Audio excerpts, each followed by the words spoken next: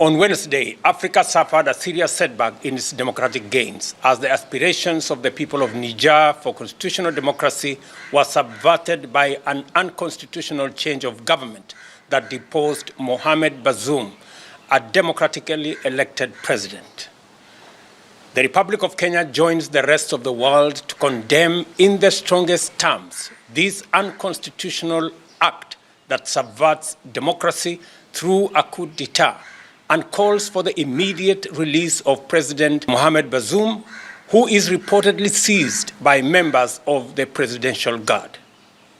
Throughout our continent's history, we have strived tirelessly to nurture the principles of democracy, aligning ourselves with the aspirations of the African people for freedom and self-determination. This fundamental norm is crystallized in Article 4P of the Constitutive Act of the African Union, which unequivocally condemns and rejects any unconstitutional change of government. The government and the people of Kenya earnestly urge all parties involved to refrain from further escalation that might jeopardize the lives and livelihoods of the people of Niger. We call for the swift restoration of constitutional rule, ensuring the protection of the population and a return to full civilian authority while upholding utmost respect for the country's institutions.